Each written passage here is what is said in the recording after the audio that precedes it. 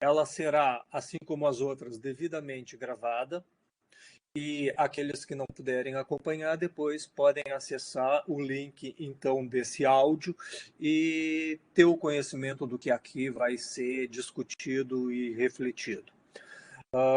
Para aqueles que é a primeira vez que entram nesse sistema, esse sistema é um sistema incorporado pela universidade, não é um sistema da universidade, mas em parceria, então, com a universidade, nós podemos utilizar desse sistema portal de teleconferência, que é bem amigável. Nós temos uma tela de apresentação, a gente pode manter os nossos vídeos. Eu vou abrir aqui o meu vídeo para vocês poderem também ver com quem vocês conversam, mas em seguida eu vou solicitar que a gente feche o vídeo, porque o vídeo deixa a conexão um tanto quanto lenta, dependendo aí da banda de internet que cada um tem.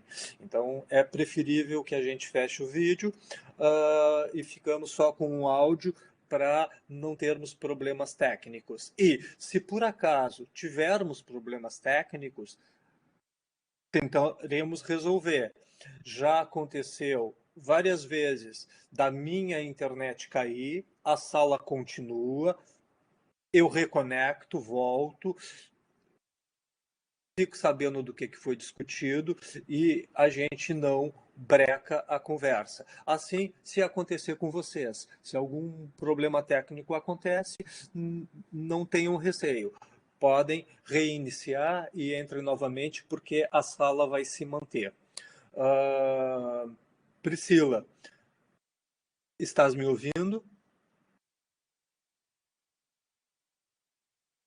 Sim, estou ouvindo. Então, Priscila, eu vou deixar que a Priscila se apresente, né? Como eu já disse no início da minha fala, a professora Priscila Maestrina, da Universidade Tecnológica Federal do Paraná, que participou, coordenou e hoje é assessora de Cultura e Comunicação, vai nos falar um pouco dessa trajetória da cultura na universidade e abordar questões sobre esse contexto do isolamento, ou seja, como que a cultura está e pode ser operada, né, a partir desse distanciamento social que nós não temos ainda uma previsão segura de retorno.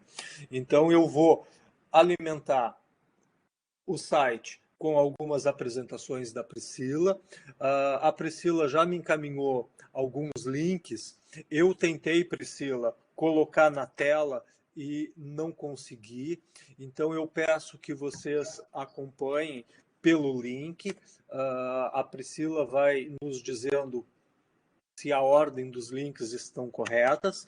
Eu estou copiando na ordem e colando aqui na aba de texto, que é outra ferramenta que nos auxilia. Se der um problema no áudio de vocês, vocês podem se comunicar com essa célula de texto.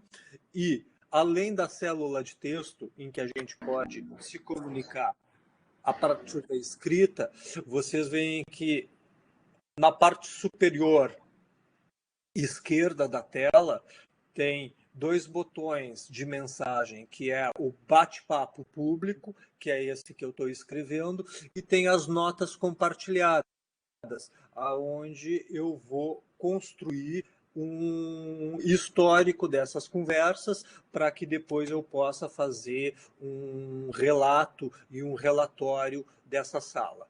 A sala, todos que participam, se quiserem certificação dessas horas, terão que me encaminhar depois direto para o meu e-mail alguns dados, porque a certificação só pode ser produzida a partir do nome completo, endereço de e-mail e CPF. Então, quem quiser certificação, me encaminhe esses dados, por favor. E a palavra é toda tua, Priscila. Vou tirar a minha câmera para não correr riscos e te deixar, então, com a palavra. Mas, Guri, queria agradecer esse convite de novo, né? A gente está ficando cada vez mais parceiro, né, Fernando? Então, olha só, queria agradecer o convite de novo. Para mim é sempre um prazer poder colaborar, né, com os colegas das outras federais. Acho que a gente realmente precisa se aproximar cada vez mais, né? Quero agradecer os meus presidentes, as minhas presidentes de comissão que estão aqui, a Amélia, deixa eu ver quem mais está aqui, a Sônia, e a nossa diretora de extensão, a professora Laís, que está aqui nos acompanhando também. Agradecer a presença de todos. Então, é o seguinte, eu queria que vocês não precisam abrir, na verdade, se vocês não quiserem, mas tem um documento ali que é um Jamboard, que é o primeiro link que o Fernando colocou, são os post-its que eu fiz, assim, quando vocês abrirem, deixa eu fechar, inclusive, a minha câmera aqui para não dar problema, né? Então, agora vamos lá. Então, eu só fiz assim uns post-its para a gente ter uma noção. Quando vocês abrirem, logo em cima, vocês vão ver um número que é 1/5, e daí, quando vocês clicarem na setinha do lado, vocês vão conseguir acompanhar, tá bom? Eu só coloquei umas ideias assim. Então, eu vou falar um pouco sobre o plano de cultura, né, da UTFPR, a nossa trajetória até aqui, e falar como que a gente está trabalhando atualmente, tá bom? Porque depois de um plano feito, existem as ações, né, que precisam pipocar aí para a coisa acontecer. Então, eu vou pedir para vocês entrarem no frame 2, aí vocês me digam se vocês estão conseguindo acompanhar ali no chat, deem um ok. Se vocês acharam o frame 2. Todo mundo se achou? Sim. Então, beleza. Então, aqui só para explicar para quem não conhece, tem gente que não conhece a Universidade Tecnológica Federal do Paraná, nós éramos um Cefet, e daí na gestão do Lula, se eu não me engano, surgiu essa possibilidade de transformar os Cefets em universidade, e o único Cefet que se transformou em universidade foi o Cefet aqui do Paraná, então nós viramos a única universidade tecnológica federal do Brasil, né, o TFPR. Nós temos características bastante peculiares, né, nós temos 13 sedes no estado do Paraná, então é um grande desafio fazer a gestão de qualquer área, né, porque a gente tem uma distância muito grande e características completamente diferentes. Então, por exemplo, Curitiba, que é a sede, foi a primeira sede, né, que foi criada em 1909, ainda como um liceu de ofícios, né? Então nós somos além de sermos a primeira universidade tecnológica federal, a gente passou aí por várias transformações, né? De liceu para centro federal, para escola técnica, para centro federal, até chegarmos em universidade. Então é uma instituição centenária, mas que foi passando por essas modificações ao longo do tempo. Aqui em Curitiba a gente tem, se eu não me engano, mais de 11 mil alunos, e nós temos sedes no interior do estado que nós temos 300, 400 alunos, então uma diferença muito grande também, né? O nosso plano de cultura, eu participei desde o começo, né, fui convidada pela professora Laís para fazer parte das subcomissões de cultura que foram criadas na época, se eu não me engano, em 2013 ou 2014, esse processo começou. Então, foi um processo que a gente teve que construir várias etapas, algumas presenciais e outras à distância, né, para fazer todo o levantamento de dados, diagnóstico, e até para a gente se entender, né, como que a cultura estava sendo feita dentro da UTFPR. Por exemplo, nós tivemos situações, quando a gente apresentou o plano, os nossos relatores pediram para a gente tirar do plano que alguns espaços culturais, por exemplo, a Comissão de Cultura identificou que alguns espaços culturais eram, por exemplo, ginásio. Eles não, o ginásio é da educação física, né? Vocês emprestam. Então, a gente teve que começar a enxergar onde estava sendo feita a cultura na universidade, quem eram os atores. Então, nós demoramos aí, se eu não me engano, a Laís está por aí, ela pode até lembrar melhor do que eu. Se eu não me engano, foi segundo semestre de 2013, até a aprovação do plano, que foi em fevereiro de 2017. E daí passamos por algumas revisões ali depois da aprovação do Conselho Universitário também, tá? Então, não foi, assim, também um processo tão rápido, né, até a gente conseguir ter essa compreensão. Agora eu vou para o slide 3, e nós usamos como base para a construção do nosso plano de cultura, uma matriz que alguns de vocês devem conhecer, que se chama matriz SWOT, ou em português chama matriz fofa, né? Que ela é baseada em quatro grandes áreas, né? Strengths, weaknesses, opportunities e threats, que são forças, fraquezas, oportunidades e ameaças. Então, eu participei, essa foi isso, inclusive, está no nosso plano de cultura, que é um dos links que eu compartilhei com vocês. Quem quiser se aprofundar, né, pode entender melhor o processo lá. E também temos um artigo, né, Fernando, que está na... Você consegue o link do artigo aí, Fernando? Sim, vou buscar aqui. Foi publicado na Expressa e Extensão, na revista da Pró-Reitoria de Extensão e Cultura, e é super robusto. Enquanto a Priscila fala, eu procuro e colo o link aqui. Ah, beleza. Obrigada.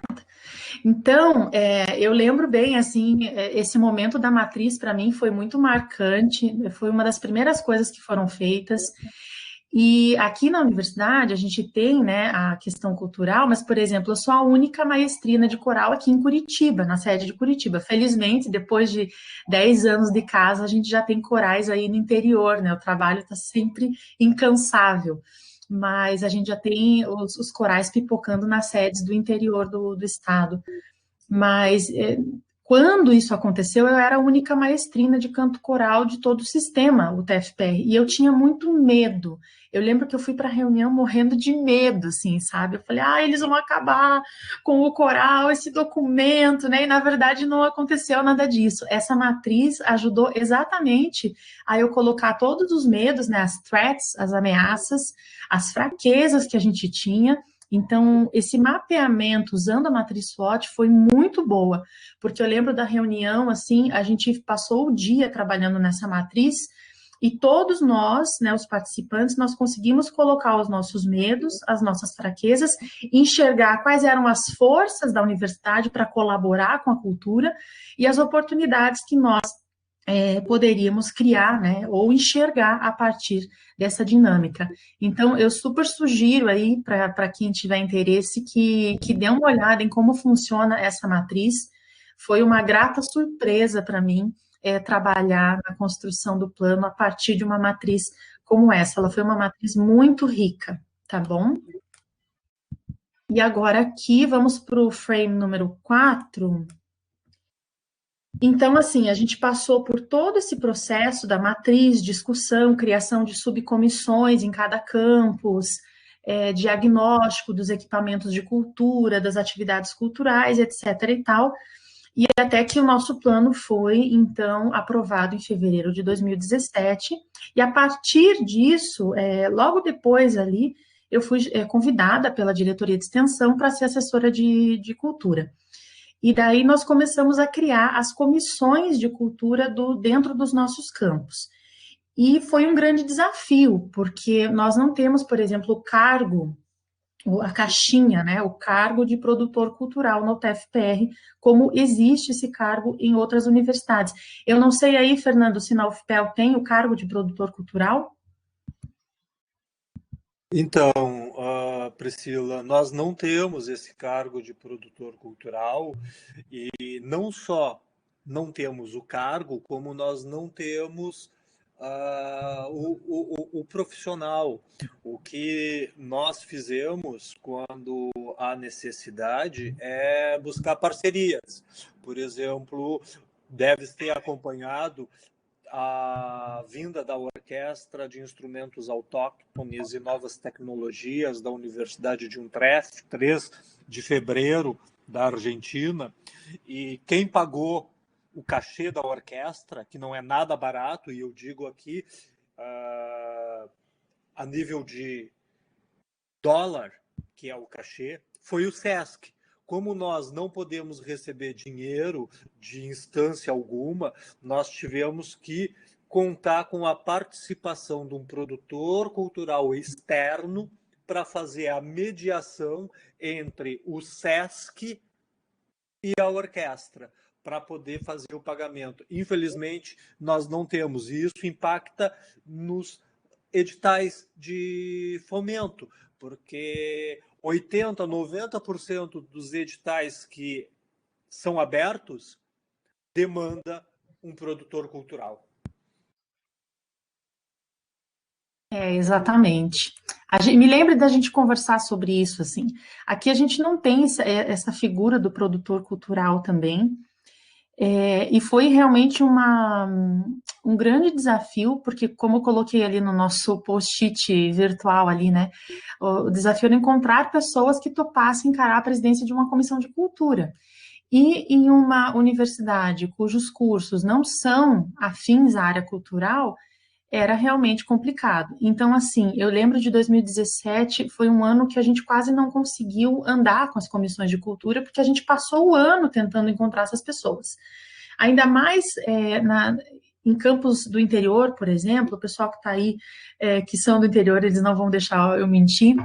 O que acontece é que às vezes você tem um professor que, além das aulas que ele tem que dar e trabalhar com extensão e trabalhar na pesquisa, ele tem que assumir vários postos administrativos simplesmente por falta de pessoal, né? Então, as pessoas muitas vezes estão sobrecarregadas. Então, era difícil você chegar para uma pessoa e falar assim, ai, vira aí o presidente da Comissão de Cultura, né? Então, foi difícil encontrar essas pessoas que encarassem, mas eu posso dizer para você hoje, assim, a gente está com as nossas comissões pegando fogo, a gente estou gostando muito de trabalhar, assim, apesar desse início ter sido mais complicado. Acho que a partir do ano passado a gente começou a se entender como uma comissão que tem poder de fala, a gente começou a ocupar esses espaços, sabe? Inclusive, muito por conta do incentivo que a gente teve da nossa pró-reitoria da gente fazer o primeiro encontro o primeiro encontro de cultura da UTFPR, né, que foi, se eu não me engano, em fevereiro do ano passado.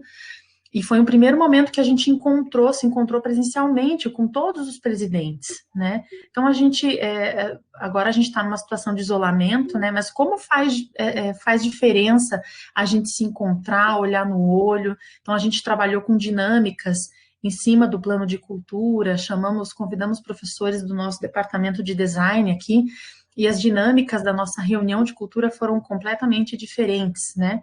Então, eu sinto, assim, que do ano passado para cá, a gente caminhou muito, mas os desafios são muito similares ao UFPEL, né? Então, assim, por exemplo, eu tenho uma presidente de Medianeira que ela é engenheira de alimentos, né? Mas ela está fazendo um trabalho incrível na cultura. Assim como eu tenho, acho que a Leninha está aqui, a Sônia está aqui, que são da área de cultura, né?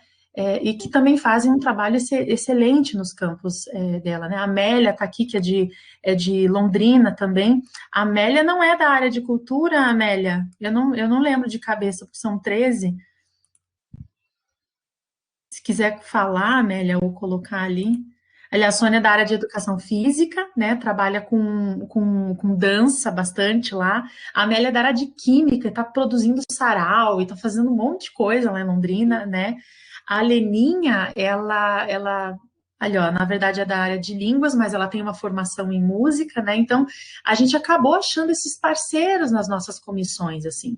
Então, isso também torna o diálogo para a cultura muito rico, né? Eu acho que faz toda a diferença, assim, a gente não ficar fechado também com pessoas que são de áreas artísticas, por exemplo, né? Eu acho que o debate se torna bastante rico, tá? E aqui indo para o nosso último frame lá no Jamboard, como que está a situação hoje na UTFPR, tá? Então, assim, atualmente a gente está trabalhando num documento colaborativo que vocês têm o link ali em cima, deixa eu ver, o terceiro link que o Fernando colocou, eu vou colocar aqui de novo, ali, vocês podem visualizar. Então, a Universidade Federal da Fronteira Sul usou o nosso plano de cultura como base. E daí lá eles conseguiram fazer um regulamento de extensão e cultura, porque a UFES, não sei se vocês conhecem, é uma universidade que trabalha com fronteiras do Brasil aí, do Paraná, Santa Catarina e no Rio Grande do Sul. Tem sedes nesses 3 estados, então é a Universidade Federal da Fronteira Sul, a UFES. É uma universidade nova, muito nova, então eles estão passando por esse processo de ter que criar ainda todos os regulamentos, todas as normativas, né? E eles acabaram fazendo o regulamento antes do plano de cultura deles, e daí eu pedi para o professor Martinho lá, falou, olha, me empresta o teu regulamento para eu usar como base do nosso regulamento, eu não sei o que vai sair, se vai ser um regulamento, se vai ser uma instrução normativa, se vai ser um guia, a gente está discutindo ainda, mas a partir desse documento a gente está discutindo online de forma assíncrona, cada campus está responsável por um trecho nesse período, e em breve a gente vai se reunir para discutir, né, como que a gente regula as atividades, quais são os poderes da Comissão de Cultura, quais são as caixinhas, onde a gente se encontra dentro do organograma da universidade, porque, querendo ou não, a gente precisa ter esse respaldo, né, a gente precisa estar em algum lugar e ter voz nas reuniões, nos documentos, né? Então, uma dificuldade que o nosso pessoal tem sentido aqui é assim, então tá, a gente vai fazer, por exemplo, no meu caso, eu tenho o coral. Aí a gente vai fazer uma apresentação que é para os alunos, mas não está vinculado com a pesquisa, não está vinculado com a extensão, porque não envolve a comunidade externa, você não está vinculado com nenhuma disciplina, e você coloca essa atividade de cultura aonde? Ela não vai ter validade? Não, ela é importante, né? O aluno, o professor, a comunidade, todo mundo tem que ter acesso à cultura, tem que poder fruir da cultura. E daí, de repente, então não é ensino, não é pesquisa, não é extensão, então não tem validade. Então, nesse momento, a gente está discutindo esse provável regulamento das atividades, das ações culturais na universidade. E na sequência, no mesmo documento, vocês vão ver que tem lá a proposta de adaptação do SAP, que é um sistema de registro de extensão que a gente tem. Então, a gente vai fazer uma proposição para a nossa TI aí, para fazer um Ctrl-C, Ctrl-V do sistema, para a gente ter um sistema de registro de extensão, para que a gente comece a pontuar, né, e a registrar essas ações culturais que não precisam necessariamente ter vínculo com ensino, pesquisa ou extensão para terem validade. É claro que você vai ter cultura na extensão, porque é uma das áreas temáticas, você vai ter cultura na pesquisa, você vai ter cultura como uma disciplina do ensino, né, e tá tudo certo. Mas quando é cultura pela cultura, ela precisa ter validade perante a comunidade da universidade, né? Então, nós estamos propondo essas duas coisas, um regulamento e um sistema de registro de ações culturais, tá? Eu coloquei ali na ocupação dos espaços pelas comissões de cultura, eu sinto que essa é uma ação cada vez mais real aqui no nosso contexto da universidade. As comissões estão se apropriando dos espaços da universidade, estão se articulando cada vez mais com os departamentos para que essas ações culturais sejam criadas e fomentadas, assim como a busca por parcerias externas, né? E atualmente a gente está trabalhando na criação de um site colaborativo, né, que é Cultura em Tempos de Covid. Então, nós abrimos, se vocês quiserem abrir aí, o site é esse aqui, ó, deixa eu pegar aqui. Cadê o site? Aqui. Vou postar ali de novo para vocês. É um site onde cada presidente de comissão... Aqui, ó, mandei para vocês. Então, é um site onde cada presidente de comissão recebeu autorização de acesso, né? Agora eu vou olhar para vocês de novo, pedir minha câmera aqui. Então, onde cada presidente recebeu uma autorização de acesso e cada presidente consegue alimentar esse site com coisas de cultura, com coisas que gostaria de compartilhar com a comunidade, né? Eu acredito que esse site vai virar uma ação nossa mais contínua mesma, né? Então, gostaria de convidar vocês, inclusive a gente tem na primeira página um formulário para quem quiser colaborar, né? Aqui eu tenho uma dica de vídeo, eu tenho uma dica de live, apesar de que as lives a gente, não sei vocês, mas eu já tô com medo de abrir a geladeira e encontrar uma live dentro da geladeira, né? De tanta live que tem. Mas é o que a gente tem para hoje, né? Leninha, eu também. Acontece. Então, eu queria, assim, eu fiz essa apresentação mais sucinta, porque agora já são 10h30, e queria abrir para a gente conversar, né, a respeito a respeito disso, se vocês têm alguma dúvida. Os meus presidentes estão aí também, eles podem compartilhar a visão que eles têm a respeito, né, do nosso trabalho na Comissão de Cultura. Então, por mim, está aberta a palavra aí, Fernando, o que você acha?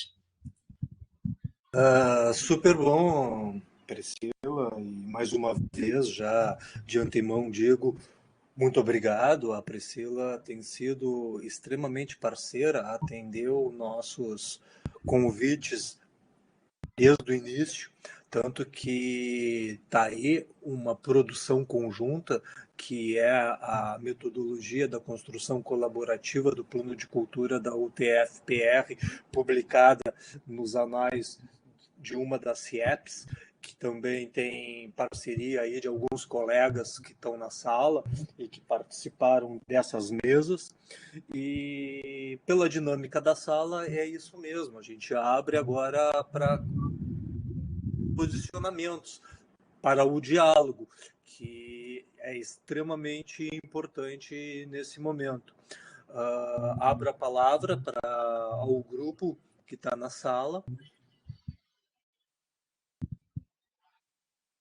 Enquanto as pessoas se inscrevem, eu vou fazer um comentário que é uma dúvida parcial minha, mas mais como esclarecimento para quem está nos ouvindo, Priscila. Um dos grandes problemas da cultura, claro, além dos recursos humanos qualificados, é o recurso financeiro destinado. Como é que fica a planilha orçamentária da UTF-PR com a questão da designação orçamentária para a cultura? Os fomentos que vocês recebem e liberam são exclusivamente para bolsas? Existe alguma cifra, algum valor, digamos assim, previsto nas políticas orçamentárias para manutenção de equipamento cultural, aquisição de instrumentos, por exemplo, o coral, né, que está diretamente relacionada aí à tua expertise, ele está amparado financeiramente como recursos para suas instalações, porque eu vejo que não é uma tomada de decisão do sujeito, é muitas vezes uma camisa de força, de estrutura e de política que transcende a própria instituição. Como é que vocês administram essa questão orçamentária? Então, vamos lá. A gente tem, e eu acho que isso foi uma herança, não foi nada assim. Eu não sei de quando que começou, eu sei que foi uma herança, veio aí da década de 70, 80, provavelmente, quando nós éramos ainda Centro Federal. A gente tem atualmente 10 mil reais para cada comissão, para cada campus. Esse recurso ele é liberado e é recurso próprio do Tesouro, mas é para custeio, não é para aquisição de material permanente. Isso é um problema que a gente tem também.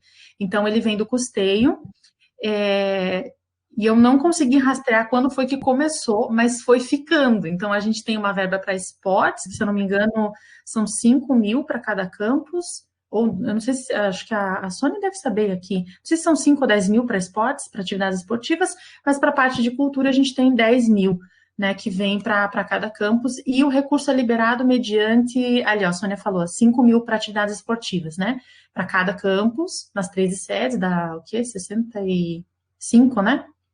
Não subiu de conta, gente.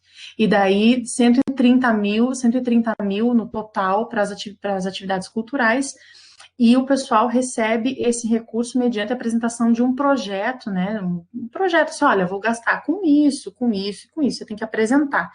Porque isso foi uma política nossa ali da diretoria de extensão, porque até um tempo atrás, às vezes o dinheiro ia para o campus, iam os 10 mil, e daí o pessoal gastava 5 com cultura e os outros 5 desaparecia, ia para outra área, né? Daí a gente falou, não, temos pouco, né? Então, a gente quer garantir que esses 10 mil sejam gastos na cultura. Então, a gente só libera agora mediante a apresentação de um projeto, né? Uma das coisas que a gente tem feito é assim, eu estou trabalhando agora junto com a nossa fundação, a gente está adaptando uma planilha para que a gente consiga fazer as produções culturais através dessa parceria com a nossa fundação. Então, por exemplo, a gente vai prever como cobrar ingresso. Então, a gente está em discussão ainda para tentar resolver, porque, por exemplo, eu fiz apresentações com o meu coral aqui em Curitiba nos últimos anos e a gente cobrou ingresso, mas eu tive que fazer todo um esquema, assim, por exemplo, um esquema, né? Nossa, parece que eu estou envolvida com casos de corrupção, mas não é isso. Por exemplo, uma das vezes a gente conseguiu, né? Parece que eu tive que abrir o microfone para mim, mas não, claro que não. Não, por exemplo, uma das soluções, uma vez, foi... A gente cobrou e deu quase 2 mil reais. Pô, uma grana, né? Não cai 2 mil reais, assim, do nada, né? E daí, uma das coisas que a gente achou dentro dos nossos regulamentos era a possibilidade de eu receber esse dinheiro como trabalho esporádico. Não é o certo, porque conta na minha carga horária e tal, mas daí eu recebi esse dinheiro só para oficializar e daí eu comprei as coisas para o coral, né? Então foi um jeito que a gente achou, mas a gente não quer fazer assim, não porque seja ilegal, né? Porque eu poderia receber, mas acho que a gente tem que fazer a cultura funcionar com as próprias pernas e não ficar dando jeitinho nos regulamentos. Então, o que a gente está fazendo agora é a gente vai adaptar uma planilha de cursos que a nossa fundação já oferece, tipo cursos de pós-graduação, que são feitos pela fundação. Então, o que acontece? A gente vai adaptar para fazer os projetos com a fundação, então vai ser um projeto entre universidade e entre fundação, esse recurso vai entrar pela fundação e você vai gastar esse recurso pela fundação. Então, as atividades culturais podem gerar recursos, que é o que a gente está querendo começar a discutir daqui para frente, né? Então, a Sônia falou ali, ó, quanto à cobrança de ingresso, em Cornélio Procópio não pode ter bilheteria, mas pode ser vendido antecipadamente, né? Porque os alunos questionam, né? Ali, quando cobrado algum sistema de categoria e isenção a vulneráveis para garantir o direito ao acesso. Então, depende muito, por exemplo, a gente faz preços super populares, né? Mas todo mundo que pediu ingresso, a gente deu, né? Ingresso por fora, assim. Agora, o que a gente precisa entender é que existem leis, por exemplo, eu contrato lá um teatro que tem 100 lugares. Pela lei de ECAD, de direitos autorais e pessoal de bilheteria, assim, você pode, no máximo, oferecer, se eu não me engano, 30% de cortesia. Quando você passa de 30%, você paga uma multa. Então, você não pode falar que você vai fazer um evento cobrado e dar cortesia para todo mundo se você não quiser arcar com essa multa.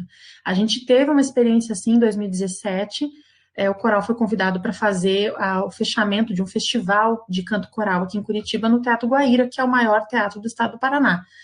E daí o produtor saiu dando cortesia para todo mundo, porque ele queria lotar o teatro. E, de fato, lotamos o teatro, né? Só que depois nós recebemos 2 multas, que ele recebeu, né? Porque ele que teve que pagar, a gente só era convidado. Ele recebeu uma multa do teatro de R$700 pelo excesso de cortesia e o Disque Ingresso também multou ele em R$700. Então, ele teve um prejuízo de R$1.400 por oferecer cortesias a mais. Então, quando a gente começa a falar sobre dinheiro na cultura, a gente precisa buscar por capacitação também, buscar essas leis de direitos autorais, porque se você está fazendo, por exemplo, a Lei 9610/98, que é de direito autoral, ela prevê que a cultura, a música, né, o uso, por exemplo, da música, enfim, de coisas que têm direito autoral dentro do ambiente universitário para fins pedagógicos, você não precisa pagar direito autoral. Mas, quando o fim não é pedagógico, não está vinculado projeto de extensão, não está vinculado, né? Você vai fazer um show numa praça, por exemplo, o ECAD, por exemplo, pode te cobrar. Entendeu? Ele pode te cobrar. Ele, não, você tem que pagar, porque aí você está ferindo um direito do autor. Então, Isso, a legislação que protege, mas assim, protege quando está dentro do ambiente universitário. Então, por exemplo, eu organizei o encontro de corais da UTF-PR em Guarapuava no passado, né? Nós estávamos no Teatro Municipal. Então, foi uma atividade da universidade, mas foi fora do ambiente universitário e era de cultura. Então, a gente teve que pagar R$ 2.800 de ECAD. Entenderam? E não tem essa de, quando não há cobrança, lucro. Não tem essa. Não, mas a gente está fazendo, a gente não vai cobrar. Não tem essa. Para a lei de direito autoral não tem essa. Ou você pede autorização do autor para uso, com lucro ou sem, ou então não tem conversa, tá? Então, a gente busca, assim, o que eu falo para vocês é que vocês vão ter que abrir o mato, assim, com a foice, né? É bem complicado. Então, aliás, Sônia, temos que pagar no evento de música Ouros da Casa. Mas é dentro da UT, Sônia?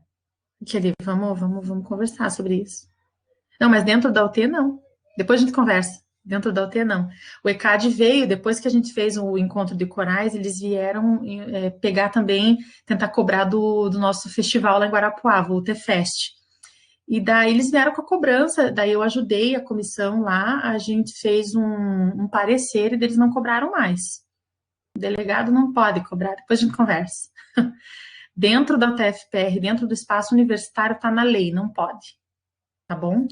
Então, assim, quando a gente vai falar de grana nas universidades federais, a gente precisa entender as leis, né? Por exemplo, você vai contratar um artista, você tem que fazer uma dispensa de licitação pela 8666, você tem que ir atrás de pagar os direitos autorais, mas é possível também, não só você gastar com isso, mas é possível você conseguir levantar recursos, tá bom?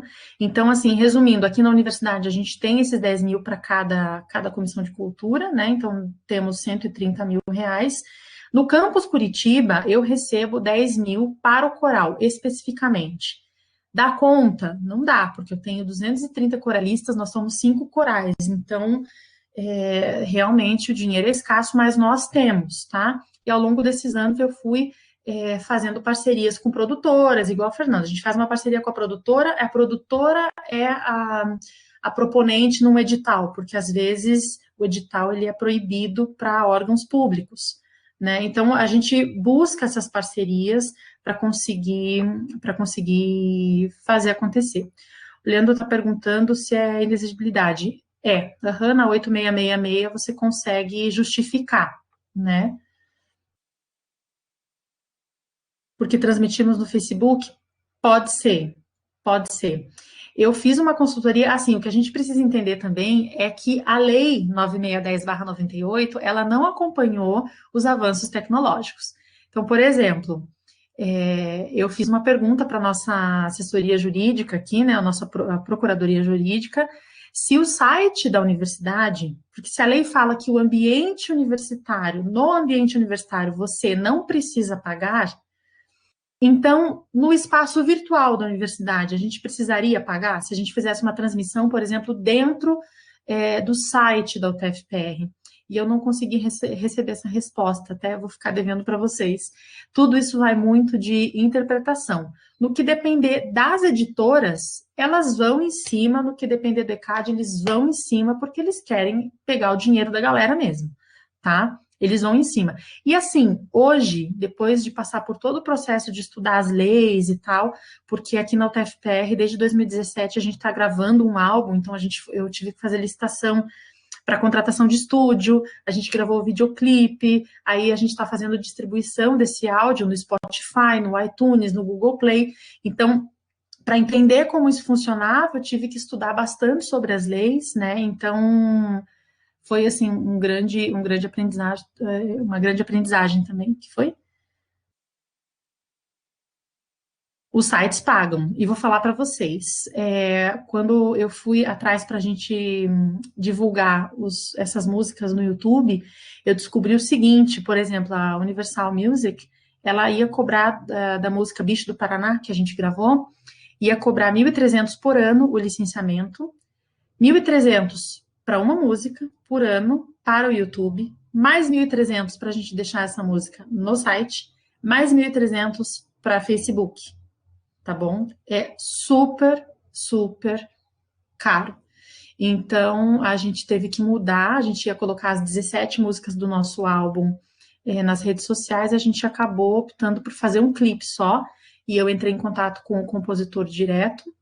Ele não tinha vendido os direitos para nenhuma editora, então a universidade pagou diretamente o autor e ele deu uma carta com todas as liberações. Então, se judicialmente ele mudar de ideia, mas eles estão colocando no YouTube, no Facebook, ele não tem como, porque eu tenho todas as autorizações. Então, assim, cuidem muito quando vocês forem tratar de dinheiro na cultura, eu acho que vocês precisam correr atrás, assim. Agora, o que eu posso falar também é que a primeira resposta é sempre não. Se chega na universidade e fala, eu posso fazer isso? Não. É incrível, é incrível. Então, para a gente fazer, por exemplo, essa distribuição no Spotify e tal, eu estou praticamente há 2 anos trabalhando e ainda não consegui a liberação, tá para sair agora, vai passar pelo jurídico agora, para o nosso álbum ser liberado no Spotify. Mas foi a primeira vez que isso foi feito. Eu acredito que agora, no próximo álbum, o pessoal do Compra já passou pelo processo jurídico, já sabe como é que funciona. A gente já criou esse histórico. Então, os próximos serão, assim, inevitavelmente mais fáceis, né, de acontecer, tá? Tô falando demais, eu acho que você tem que falar também, hein? Quem quer falar? Então, não tem nenhum inscrito aqui, pelo que eu estou vendo. A participação é fundamental, porque o momento da gente poder O tirar da Leandro quer Priscila falar, ó. informações é importante, mas... O Leandro quer falar. Acho que pode abrir o microfone, Leandro. O Leandro é maestro também, né? Isso, o professor Leandro é nosso coordenador do projeto do coral, aqui da UFPEL. Muito bem. Então chega junto, parceiro. Vamos lá.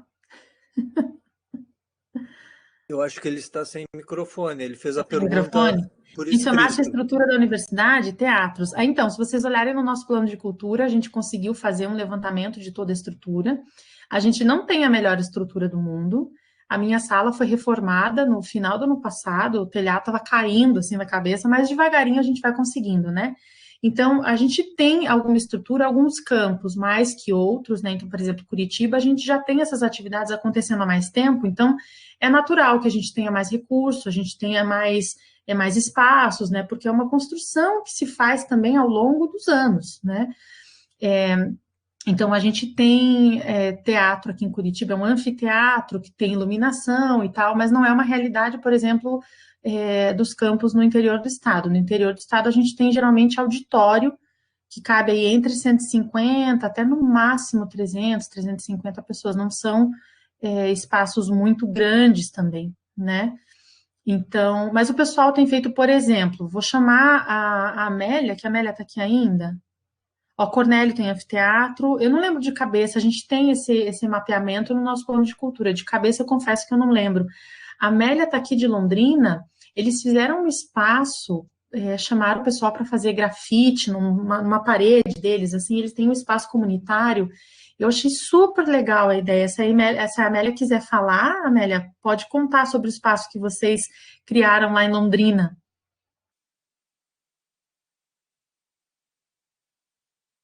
Ela está com problema de conexão. O Adilson quer falar por ela? Até uma pena que eu não consigo abrir aqui. A gente tem umas fotos super legais. Priscila, se tu quiseres, enquanto tu tenta abrir aí, ou me passar as fotos e eu tento mostrar, Deixa eu achar. vou fazer uma questão que eu ia fazer no início, mas eu fui protelando e ela é super importante para nós, pelo contexto que nós estamos passando. A extensão na Universidade Federal de Pelotas, ela teve muitas alterações.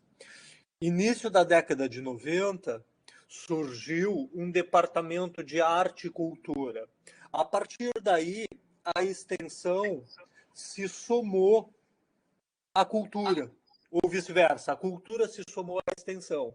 E desde então, de meados do início da década de 90, nós somos uma pró-reitoria de extensão e cultura, ou seja, tem duas dimensões. Já Sim. falasses um pouco sobre isso e eu compreendo muito bem a nossa atuação com essas duas coisas que são complementares, mas de alguma maneira têm autonomia, certo? Nessa Uhum. trajetória, e agora com esse contexto atual, com os indicativos da curricularização da extensão, as coisas estão mudando. Por quê? Estamos deixando de ser apenas um processo de escolha e estamos sendo inseridos dentro do currículo. Então, a cultura acaba sendo, pela extensão, contemplada. Por quê? As atividades culturais, elas impactam na formação didático-pedagógica do Sim. aluno. Eu Uhum. queria saber como que vocês estão dentro dessa questão, como que se avançou ou não dentro dos processos de curricularização da extensão, que contempla, por exemplo, a curricularização das ações, atividades culturais. E aí deixa de ser eletivo e passa a ser uma obrigatoriedade dos projetos pedagógicos dos cursos contemplarem ações culturais dentro da extensão com carga horária específica. Sim, a gente está caminhando para isso, sim. Veja só, eu acho que até o fato da gente ter um plano de cultura, temos as comissões atuantes, né? A gente está discutindo regulamentos, as comissões estão propondo cada vez mais atividades, a gente está ganhando espaço, sim. Os nossos cursos estão passando por reformulação aqui. E a DIRGRADE, por exemplo, de Curitiba, já veio conversar comigo sobre esse aspecto, até porque os professores têm, não sei se são 10% que tem que ter curricularização da extensão, né? E tem cursos aqui na UTFPR que tem uma carga horária extremamente alta. E daí os professores dos departamentos não estão conseguindo ainda visualizar como que eles vão dar conta disso. Então, agora começaram a olhar para a cultura e falar, opa, mas então vamos trazer o pessoal da cultura para isso, né? Então, a gente ainda está na discussão, eu não sei se a professora Laís está com áudio, se ela quiser falar sobre isso, não sei se ela pode falar, mas ela está na diretoria de extensão e está mais à frente dessa parte de curricularização do que eu, inclusive. Mas essa discussão está sendo feita e o que eu vejo é que, por conta da gente ter o plano de cultura e estar cada vez mais presente, a gente está se aproximando de fazer isso acontecer, né? Então, eu já recebi convites, assim, da nossa diretoria para falar, então, como é que a gente faz para o coral funcionar para que o aluno tenha essa carga horária específica na extensão, né? Então, o que eu tenho feito atualmente eu coloco os alunos da universidade, então, por exemplo, o meu coro principal, eu tenho hoje, no corão principal, quase 70 pessoas inscritas. 60% é comunidade externa, 40% é de alunos e servidores. Eu coloco alunos e servidores, por enquanto, na equipe executora, porque daí eles conseguem puxar essa carga horária, né? Não vira só atividade complementar. Mas a gente ainda está no processo, o pessoal está pensando em como vai fazer essas disciplinas, se são disciplinas extensionistas, como que a gente vai vincular com projetos de extensão e tal. Mas eu vejo que a gente está caminhando muito em função da Comissão de Cultura existir e estar ocupando esses espaços. Então, acho importante, eu não sei como é que está aí na UFPEL, acho importante a gente começar a ampliar essa discussão para os departamentos. E o que eu acho incrível da nossa comissão é exatamente isso. No começo, eu vou confessar, eu estava super preocupada de chamar gente que não é da área. Falei, nossa, mas como é que eu vou fazer cultura com um engenheiro de alimentos, com alguém da educação física, com alguém da química? Eu vou dar os exemplos daqui da nossa sala, né? Eu fiquei super confusa. Eu falei, não vai funcionar. E, na verdade, funciona super bem, porque essas pessoas, elas estão dentro dos departamentos e elas acabam articulando a conversa com os departamentos. Então, isso tem aberto bastante possibilidades para a gente também. Eu tenho gostado bastante.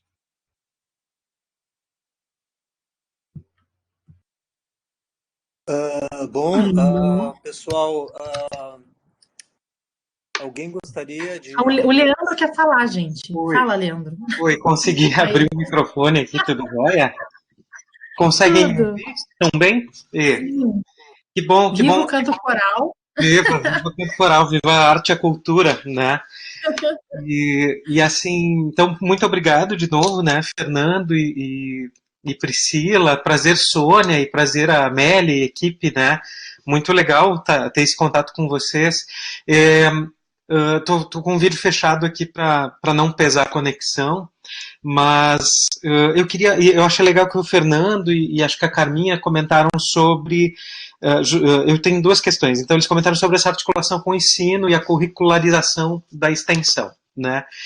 Eu acho que o maior desafio para a cultura, e isso é um desafio não só da universidade, mas de secretaria de cultura, de grêmio estudantil, de qualquer instância, é tratar a cultura como uma área transversal que não é só da cultura. Ou seja, no nosso desafio na UFPEL não é tratar a cultura no âmbito da PREC, é tratar a cultura no âmbito da PROPLAN, é tratar a cultura na administração, no planejamento, na pró-reitoria, por exemplo, de planejamento, Tá. na pró-reitoria administrativa, na procuradoria jurídica, né? E como é que vocês estão... Então, a primeira pergunta é, no âmbito interno da universidade, como é que vocês dialogam? Tem, assim, por exemplo, um núcleo de cultura na pró-reitoria de planejamento? Vocês têm alguém na pró-reitoria de planejamento com quem vocês conseguem conversar e essa pessoa consegue entender as necessidades estruturais, no caso, relacionadas a essa pró-reitoria no âmbito da cultura, ou tem que sempre reinventar a roda e fazer todo o dossiê e explicar tudo de novo? Essa é a primeira pergunta, né? Assim, uma reflexão sobre isso. E a segunda, como que a cultura da universidade dialoga daí com a cultura, por exemplo, do Conselho Municipal de Cultura, o Conselho Estadual de Cultura. Vocês indicam pessoas para essas instâncias? A Universidade Tecnológica, ela tem cadeiras, por exemplo, do Conselho Estadual de Cultura? Deixa eu responder. A gente não tem uma pró-reitoria de cultura, a gente não tem uma pró-reitoria de extensão. A nossa pró-reitoria equivalente é a pró-reitoria de relações empresariais e comunitárias. Porque antigamente a UTFPR sempre teve esse caráter de trabalhar muito próximo com Petrobras, né, com o Pagás, com essas empresas que precisam da tecnologia, né? Então, a nossa pró-reitoria, que junta aí a extensão e a cultura, é a pró-reitoria de relações empresariais e comunitárias. Eu não acho ruim a gente não ter uma pró-reitoria de cultura, porque, por exemplo, no nosso caso, que a gente está em processo de estruturação, processo de formação, de capacitação, de conexão com o resto da universidade, eu acho que a criação de uma pró-reitoria de cultura agora não ia fazer muita diferença, assim, sinceramente, né? Mais para frente, talvez seja necessário, né? Mas criar a caixinha não faz a cultura funcionar. Primeira coisa, a gente já sabe disso, né? Ter o documento ou ter a caixinha não faz a cultura funcionar. Ela só é necessária, assim, às vezes, para legitimar algumas ações, né? Então, às vezes, a gente precisa disso, né? A Sônia está falando que ela foi conselheira do Conselho Municipal de Políticas Culturais. Eu estava fazendo parte do Conselho do Mecenato aqui de Curitiba. Eu pedi para sair esse ano, porque realmente eu estou sem condições, assim. Enfim. Mas o que eu vejo, por exemplo, aqui no Conselho Estadual de Cultura do Paraná, ele prevê uma cadeira para a universidade. Quem que entra, geralmente? O pessoal da UFPR, por indicação, da UEM e UEL. São essas três que geralmente ficam trocando as cadeiras. E eu entendo o motivo disso acontecer, porque a UTFPR, ela está começando com um trabalho mais forte, né, como o Fernando sempre fala, robusto com cultura, de 2013 para cá, que a gente começou a pensar na cultura da universidade, porque antes eram ações individuais, eram posicionamentos pessoais de professores. Então, eu sou professora de matemática, mas eu toco um instrumento, Então, eu vou organizar aqui um sarau com os colegas e essa é uma ação cultural. Essa professora se aposentando não tinha mais atividade. A partir da instituição e da implementação do plano de cultura, a gente começa, então, a institucionalizar a cultura. E daí deixa de ser uma ação da Priscila, ou da fulaninha, ou do ciclaninho, e passa a ser uma política de cultura da instituição. Acho que isso é o mais importante. Então, eu entendo que a sociedade ainda enxergue a UTF-PR como uma instituição que promove cultura, porque ela não ficou sabendo disso, né? Inclusive, uma característica nossa é que as atividades eram muito internas. A gente começou a trazer isso, a divulgar isso de uns anos para cá. Então, acho que vai um tempo ainda até a gente ganhar corpo perante a sociedade, até entenderem, poxa, a UTF-PR faz cultura também, por que a gente não está chamando a UTF-PR aqui, né? Mas nós estamos articulando, acho que é um passo de cada vez, tá? Eu respondi as duas perguntas, gente, eu já não lembro. Falei da pró-reitoria, institucionalização da cultura, me avise aí. Sim, foi isso. A primeira era mais interna, né? No sentido assim, como é que está... e da articulação. Isso, e daí deixa eu emendar a minha última, que é assim, por exemplo, o grupo de teatro, e vocês têm vários campi, né, então assim, vocês conseguem, tem uma rotina de circulação de espetáculos, como é que funciona a integração cultural dos campos todos, do campi todo? Beleza. Começamos, tá, então eu vou falar primeiro, depois vocês me lembram, eu vou falar primeiro da articulação interna aqui. Aqui na UTF-PR a gente tem, por exemplo, eu trabalho na reitoria e o campus Curitiba fica na mesma sede. Então, quando a gente precisa de alguma coisa, é bem costumeiro a gente ser atendido pela pessoa. Então, se eu preciso falar assim, como assessor da Pró-Reitoria de Planejamento e Administração, que é o Paulo Adriano aqui na universidade, ele sempre me recebe. Ele recebe a assessora de cultura, ele não vai... o papo é muito amigável, assim, então eu sempre tenho ajuda do pessoal, assim, ninguém aqui fala, não vai fazer. O que o pessoal aqui é muito preocupado é assim, se tá dentro da lei. Então, Priscila, você quer fazer? Tá. Porque geralmente já não dá para... Você quer fazer, sei lá, uma distribuição de um álbum contratando uma empresa de São Paulo para colocar no Spotify. Não dá para fazer. Não, acho que dá. Não, então vamos conversar. Pode demorar mais do que se fosse uma empresa privada, né? O processo no serviço público ele vai demorar um pouco mais, porque passa por muitas instâncias e várias autorizações, né? Assim, aqui a UTF-PR é muito cuidadosa com essa questão jurídica. Então, o nosso álbum, quando sair no Spotify, por exemplo, eu tenho certeza que ninguém vai poder fazer uma denúncia. Assim, não, mas eles estão ganhando por acesso, tá ganhando por acesso, tá aqui a GRU, tá tudo certinho, passou pela Proju, foi aprovado, então eles têm esse cuidado, sabe? E a segunda, qual que era a pergunta mesmo já esqueci, falei para vocês me lembrarem.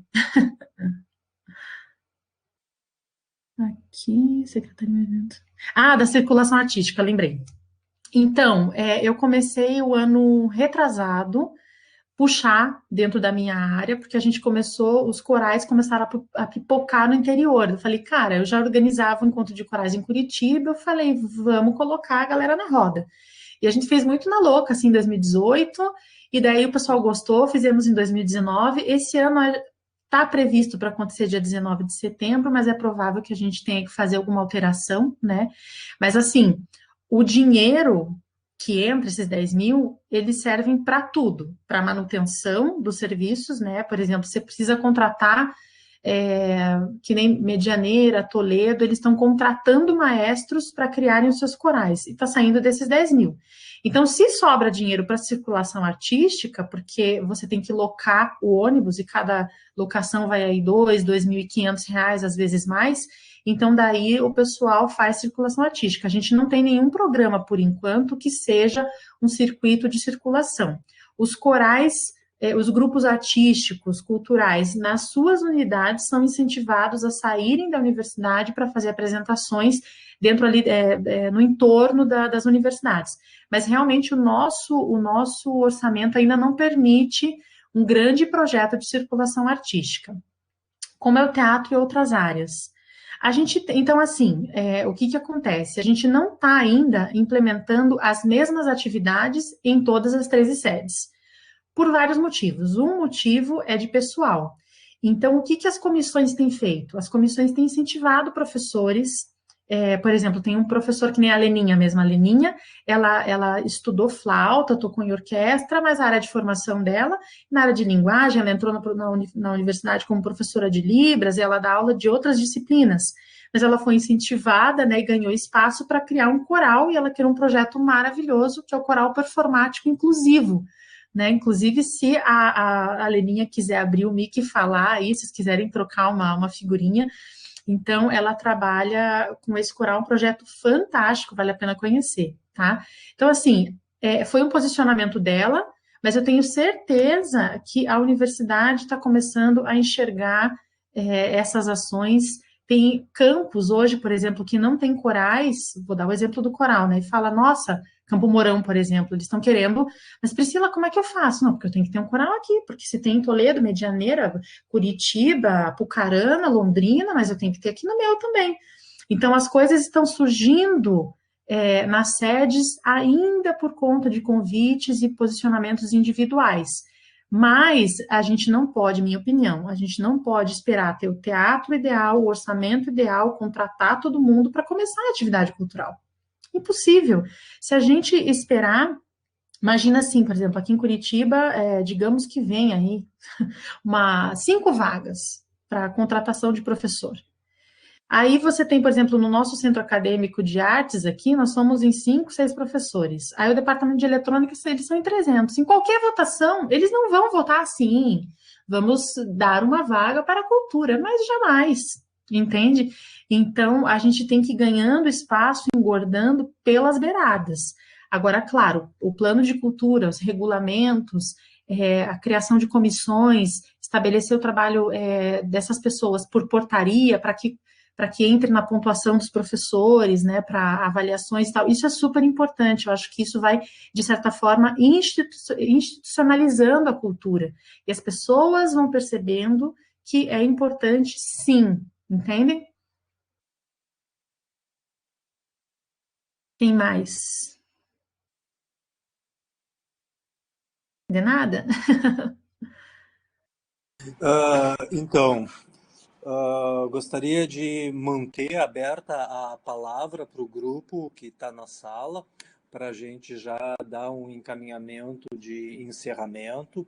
Então, se alguém tiver alguma manifestação, por favor, avisa aqui e podemos já dar encaminhamentos enquanto vocês se organizam.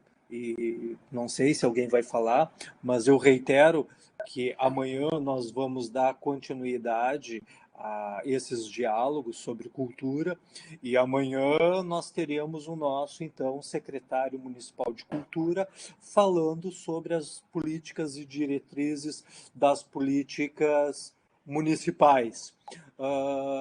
Registro aqui, porque isso foi manifestado, né? Pelotas tem um conselho de cultura ativo, tem uma lei robusta também para a constituição desse conselho. A Universidade Federal de Pelotas tem assento no conselho, mas esse assento ele é conquistado a cada eleição, porque nós temos em Pelotas muitas instituições de ensino superior, então essas instituições elas passam por uma votação. A Universidade Federal e a Universidade Católica de Pelotas, elas se inscreveram na última eleição, tiveram a votação satisfatória para garantir o seu assento, e por uma questão de contexto, eu, como representante da cultura da universidade, represento a universidade nesse conselho e estou na condição de atual presidente. Então, como presidente, eu acumulo 2 condições, que é ser representante da universidade e presidir o conselho, e a conversa de amanhã ela é extremamente importante, porque ela vai impactar nessas relações institucionais dentro da cultura municipal. E como nós estamos acompanhando, no contexto pandêmico que atravessamos, a classe artística cultural ela está, de alguma maneira, desamparada. Procura-se liberação de recursos, assim como os problemas que nós temos dentro da instituição de ensino, né? Isso se exacerba dentro do município. Então, já deixo aqui todos convidados para amanhã participarmos da conversa com o secretário e assim será notificado a programação da semana que vem, que também continuará dando continuidade com as conversas, por exemplo, com a nossa secretária estadual de Cultura, que também tem uma fala nessa sala. Então eu pergunto, eu vou colocar aqui, Leandro. Então eu pergunto agora se alguém tem alguma manifestação, porque eu já colei aqui para vocês que eu recebi. Está acontecendo uma conversa entre os ministros de cultura organizado pela Unesco. Então, nesse link é um canal de YouTube aberto e a discussão está acontecendo nesse exato momento. Então, assim que nós sairmos dessa sala, eu convido a todos que entrem nesse link para participarmos do que ainda resta desse encontro promovido pela Unesco. Eu vou colocar aqui, Leandro e colegas, a agenda da semana que tem esses horários todos. Então, aqui vocês podem, vou tentar deixar um pouco mais... Enquanto você vai acertando aí, Fernando, eu queria até deixar para o pessoal que se interessar, dar uma olhada nas discussões do Fórum Econômico Mundial, né? Porque lá eles têm alguns estudos a respeito, por exemplo, de soft skills e as hard skills, né? Eles falam sobre os empregos do futuro. E quando você vai nas soft skills e você olha quais são as habilidades que as pessoas precisam ter para os empregos do futuro, essas habilidades, na sua grande maioria, elas são conquistadas através da formação que passa pela cultura. Então, é muito importante a gente conversar com as nossas diretorias ou pró-reitorias de graduação a respeito de como que a cultura vai se articular com as outras áreas e pedir ajuda, né? Porque às vezes, que nem vocês não têm um produtor cultural, a gente também não.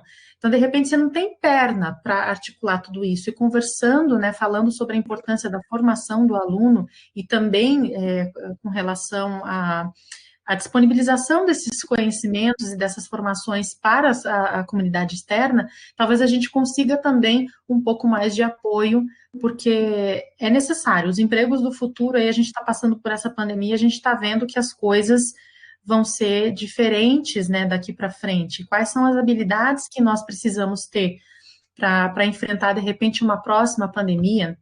Quais são os empregos que vão surgir daqui a 5 anos, né? Se olhar para 15 anos atrás, ninguém imaginava que a pessoa ia ser paga para cuidar de rede social ou para dirigir um Uber. Ah, eu vou pegar o meu carro, vou sair ganhando dinheiro. A gente ia achar isso inimaginável.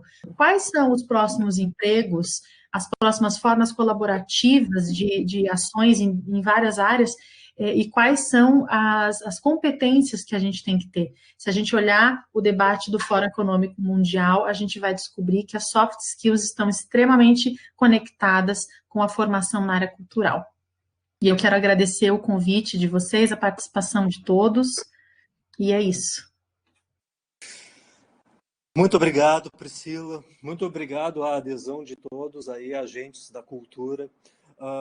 Aqui vocês podem acompanhar hoje, então, nós temos algumas outras conversas nessa sala. 15 horas tem autocuidado e serviços oferecidos pela UBS do Capão do Leão e às 17 horas a peste negra e as representações do contágio no Ocidente. O Leandro já respondeu a ele mesmo ali, porque eu coloquei aqui o horário. Então, nós temos amanhã a conversa com o nosso secretário de Cultura, Jorge Rona, às 15 horas da tarde, mas vocês vejam que a agenda é extensa. Então, convido a todos a acompanharem essa sala e, nesse contexto, fazer esse diálogo aí coletivo de maneira virtual. Mais uma vez, muito obrigado, Priscila, muito obrigado aos presentes. Continuamos unidos aí e força para passarmos esse contexto. Tá bom? Obrigada pelo convite e até a próxima, pessoal. Um beijo aí para o pessoal da minha comissão.